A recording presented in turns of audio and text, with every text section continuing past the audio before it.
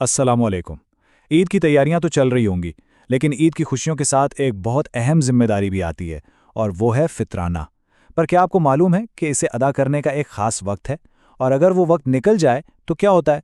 आइए आज इसी अहम मौजू को ज़रा तफसील से समझते हैं। तो सबसे पहले ये समझना ज़रूरी है कि फितराना सिर्फ कोई आम खैरात नहीं है, बल्कि ये रमज़ान के महीने की एक आखिरी तकमीली इबादत है। देखते हैं कि इसका हमारे रोज़ों के साथ क्या गहरा ताल्लुक़ है। और यही वो बुनियादी सवाल है जो अक्सर लोगों के जहन में आता है। अगर किसी वजह से ईद की नमाज से पहले फितराना ना दे सके तो क्या नमाज के बाद दिया जा सकता है? क्या वो कबूल होगा? इसका जवाब जानना बेहद ज़रूरी है, क्योंकि इस पर हमारे पूरे महीने की इबादत की तकमील का दारोमदार है। देखें, यहाँ ये बात बिल्कुल वाज़ेह है कि ज़कातुल फ़ितर कोई आम सदका नहीं है। ये एक वाजिब इबादत है जिसके दो ख़ास मकसद हैं। एक, रोज़ादार को पाक करना, और दूसरा, ज़रूरतमंदों को ईद की खुशियों में शरीक करना। ये रमज़ान के रोज़ों का एक लाजमी हिस्सा है। फितराने के वक्त की इतनी अहमियत क्यों है, ये समझने के लिए हमें इसके दोहरे मकसद को देखना होगा। ये सिर्फ किसी की माली मदद करना नहीं है, बल्कि इसका एक बहुत गहरा रूहानी पहलू भी है। यहाँ फितराने की असल खूबसूरती नज़र आती है।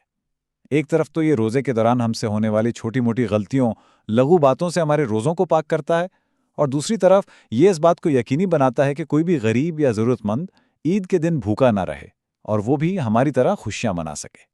तो जब मकसद इतना वाज़ेह है कि ज़रूरतमंदों तक ईद से पहले मदद पहुंचे, तो फिर वक्त की पाबंदी भी इतनी ही लाजमी हो जाती है।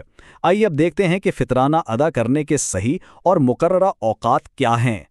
ये टाइमलाइन सब कुछ वाज़ेह कर देती है। जैसे ही रमज़ान का आखिरी रोज़ा इफ्तार होता है और सूरज ग़ुरूब होता है, फितराना वाजिब हो जाता है। आसानी के लिए उसे ईद से 1 या 2 दिन पहले देने की इजाज़त है।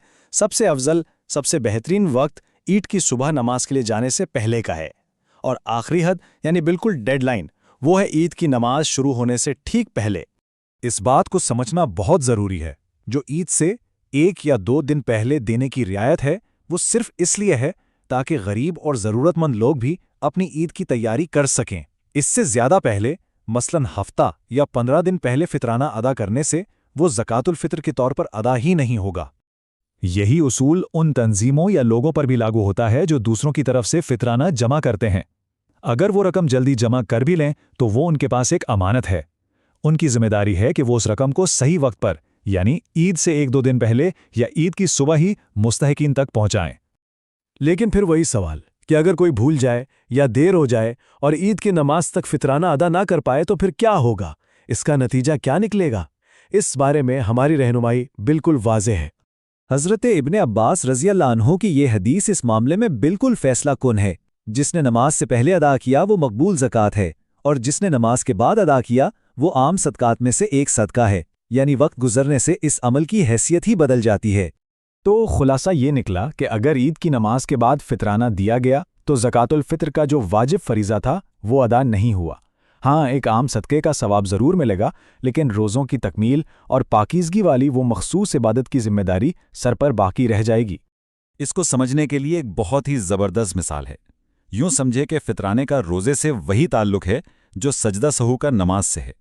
जैसे नमाज में होने वाली गलती का इजाला नमाज के अंदर ही सजदा सहू से होता है, नमाज के घंटों बाद नहीं।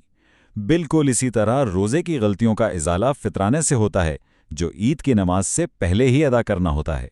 तो आखिर में आइए देखते हैं कि हम अपने मुबारक महीने रमज़ान का इख्तिताम सबसे बेहतरीन तरीके से कैसे कर सकते हैं, ताकि हमारी सारी मेहनत और इबादत मुकम्मल और कबूल हो। अजीम खलीफा हज़रत उमर बिन अब्दुल अजीज़ रहमतुल्लाह ने रमज़ान के इख्तिताम का एक बहुत ही खूबसूरत नुस्खा बताया है। वो फरमाते थे कि अपने रोज़ों को 2 चीज़ों से मुकम्मल करो, अल्लाह से इस्तिग़फ़ार और वक्त पर सदक़ा फ़ितर की अदायगी। इस्तिग़फ़ार रोज़ों में रह जाने वाली कमी कोताहियों को दूर करता है, और फितराना रोज़े को लघु और बेहुदा बातों के असर से पाक करता है। ये दोनों अमल मिलकर हमारी रमज़ान की इबादत पर एक खूबसूरत मोहर लगा देते हैं, इसे महफूज और मुकम्मल बना देते हैं। तो आइए इस साल हम सब पहले से मंसूबाबंदी करें, इस बात को यकीनी बनाएं कि हमारी आखिरी और अहम इबादत बिल्कुल सही वक्त पर और सही तरीके से अदा हो, ताकि हमारा रमज़ान बेहतरीन तरीके से कबूलियत के साथ मुकम्मल हो। आप सबको पेशगी ईद मुबारक।